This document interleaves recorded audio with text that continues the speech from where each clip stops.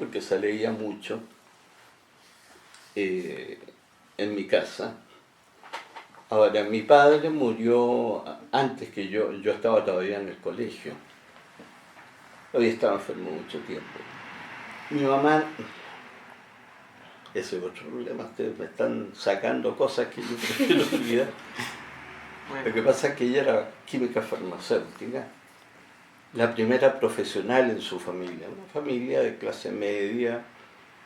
Mi abuelo materno, el papá de ella, había sido empleado en ferrocarril, o sea, tenía una buena situación, pero clase media. Entonces, Berta, mi mamá, fue la primera profesional, la primera que va a la universidad y se recibe de química farmacéutica. Instalaron una farmacia. El tiempo más importante fue cuando estuvimos aquí, un poquito más al sur, en La Cisterna. Y ahí se hizo muy conocida, porque tenía buena relación con la gente. Estamos hablando de hace 50, 40 años atrás. Y no tanto mi mamá, pero sí ya había quedado viuda. El entorno familiar. Yo soy el mayor de los 3 hermanos, entonces empezaron a catetear con esto de que yo tenía que seguir los pasos de mi madre para hacerme cargo del negocio. Y efectivamente estuve un año estudiando química y farmacia en Chile. Y lo he contado también muchas veces. Lo único que hice entonces fue sacar fotos, dedicarme al periodismo, haciendo boletines que ya había hecho en el colegio. Y ahí me di cuenta que lo mío era periodismo. Ahora, la gracia era que recién se había abierto. Yo soy parte del 4º año de la Chile, que es más o menos la misma época de la Universidad de Concepción. Las 2 primeras escuelas de periodismo son Concepción y la Universidad de Chile. Entonces yo soy de los primeros cursos, incluso el primer curso de periodismo. No hay mucha huella, porque todavía no se entendía mucho esto que hemos hablado ahora, que está muy claro, me parece, la importancia del periodismo, la importancia de los estudios universitarios, el tema de la ética, de la investigación. Entonces los primeros alumnos casi no hay. Después en segundo y tercero, yo soy el 4º curso, ahí ya hay más gente conocida, no mucha, pero empieza a ver, y después en los años siguientes mucho más. Entonces para mí darme cuenta que esta inquietud que yo tenía podía ser tener una mejor formación en la universidad fue muy decisivo. Y yo creo que para mi mamá fue muy doloroso. Nunca me lo dijo, nunca, pero se suponía que yo iba a seguir con el asunto.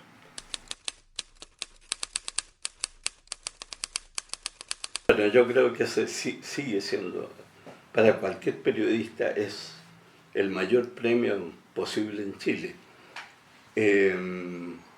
Yo entiendo que el jurado que me lo dio consideró mi carrera profesional, los años que estuve en la universidad como profesor, porque no solo estuve donde más estuve fue en la Diego Portales, pero antes estuve en la Chile, en la Católica, y en la Católica.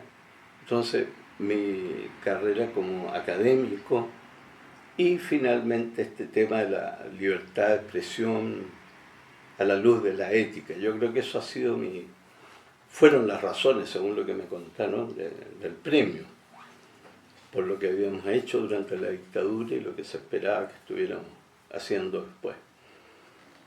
Los otros premios hay algunos, uno que es solamente honorífico, porque por ejemplo el premio de la embotelladora andina, estuve en la entrega del Premio Nobel de la Paz en Oslo, hace tiempo, cuando se lo dieron a Kofi Annan y a las Naciones Unidas.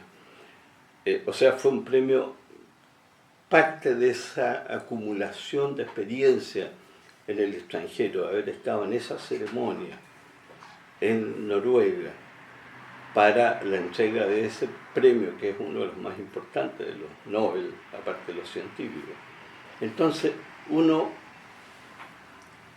yo lo que le decía, el premio nacional es la distinción máxima.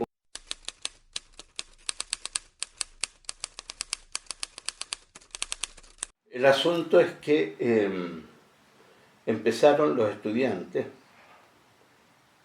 a cavar por la parte de arriba y se encontraron que había un poco de tierra, pero después había una losa de cemento que no pudieron. Así que al final tuvimos que ir por la parte de abajo, que era muy estrecha, y esta especie de embudo tenía un catre, un somier, algo metálico, que había impedido que los cadáveres llegaran hasta el suelo. Y los habían tirado ahí y los habían tapado rápidamente, según lo que me dijeron después. Algunos de ellos ni siquiera estaban muertos en ese momento, murieron ahogados, asfixiados. Bueno, entonces ahí hay un texto mío chiquitito que han reproducido mucho, que es cuando nos asomamos para abajo y uno encuentra restos humanos así, no identificables, reconocibles, pero no identificables, que fue la nota para la primera denuncia ante la justicia. Entonces, eso quizás para mí fue lo más impresionante de todo lo que yo he hecho, sobre todo porque este cuento que hoy día todo el mundo, ni siquiera ya se habla tanto de los detenidos desaparecidos, había sido durante 5 años un tema que alguna gente defendía, pero al mismo tiempo el gobierno militar decía que era falso, que era gente que se había ido con su amante fuera de Chile a pasar una buena vida porque los apoyaban los socialismos reales de Europa, donde fuera. Entonces decir, mire, y esto le impresionó mucho al director de ¿Qué pasa? Coincidimos en que era la primera vez que esta información difusa, negada, discutida, se verificaba. Efectivamente, después descubrimos que hubo muchos más detenidos desaparecidos.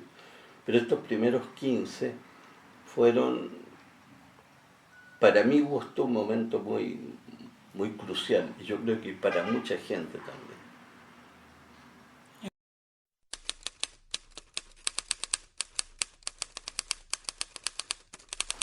Que sigan siendo periodistas. Si ustedes creen que es una buena profesión, claro, García Márquez exageraba cuando dijo que era el mejor oficio del mundo.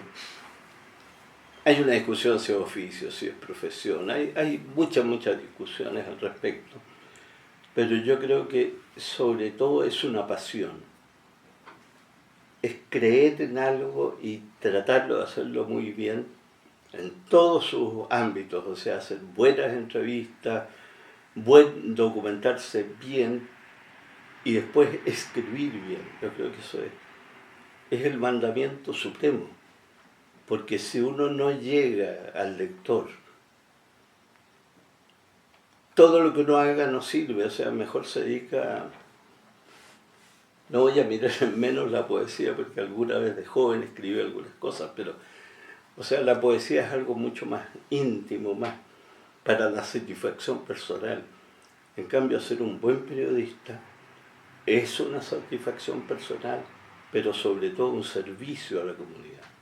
La comunidad necesita, ya se los dije, necesita estar informada, bien informada.